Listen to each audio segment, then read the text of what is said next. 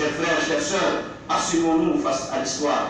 Acceptons de prendre nos décisions en allant voter non. Si jamais le référendum est confirmé, le musulman doit voter tout simplement non. Certains te diront, si tu votes non, alors la constitution qui existe déjà est une constitution qui comporte pourtant la laïcité. Mais qu'est-ce que tu diras alors? Nous disons à ces personnes-là, ceci c'est la malhonnêteté intellectuelle. Car si le peuple sort en disant non, tout simplement, on doit demander pourquoi donc le peuple a dit non et conformer la constitution à ce que le peuple a demandé de faire. Mais pourquoi donc qu'on fait croire aux gens que si on décide de voter non face à cette constitution, que c'est l'ancienne constitution qui va demeurer? C'est de la malhonnêteté intellectuelle, c'est de l'hypocrisie intellectuelle, c'est de la duperie dans ce pays-là. Non, nous disons tout simplement non. Nous voulons que les valeurs religieuses et sociétales soient préservées dans ce pays. On va au-delà. Nous voudrions que l'islam soit une religion qui soit protégée dans ce pays. Pourquoi? Parce que si nous laissons les mécréants tenir des conférences de presse, si nous laissons des gens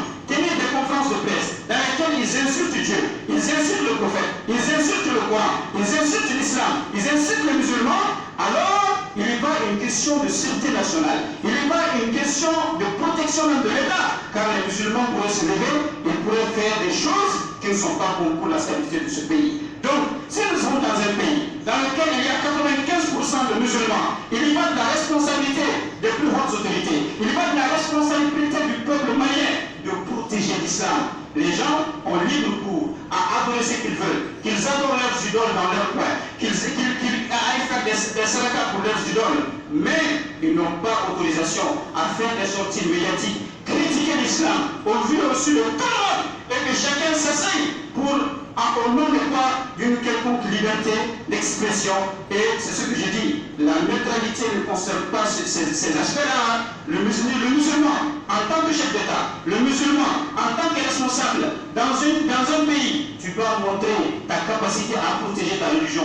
Il y va de ta responsabilité et chacun va être interrogé auprès d'Allah par rapport à cette responsabilité. Nous ne devons pas accepter que l'islam soit saboté, que le prophète soit insulté, que le Coran soit insulté publiquement. Nous ne devons pas l'accepter. Et un pays dans lequel il y a 95% ne doit pas l'autoriser. Encore moins laisser libre cours à des gens qui ont de telles convictions, parler comme ils veulent, dire comme ils veulent. Alors, c'est la stabilité du pays qui est menacée. Qu'Allah préserve notre pays, qu'Allah protège notre pays, qu'Allah guide notre pays vers le droit chemin. Donc nous informons les frères et les sœurs, au nom de la Limama, au nom de tous les mouvements qui se trouvent dans la lutte contre la laïcité, qu'il y a une conférence suivie d'un point de presse demain samedi 6 mai à partir de 10h au niveau du CICB, Inch'Allah, à laquelle tous les musulmans sont invités à participer pour montrer leur bonne foi pour Allah et montrer qu'ils ne sont pas pour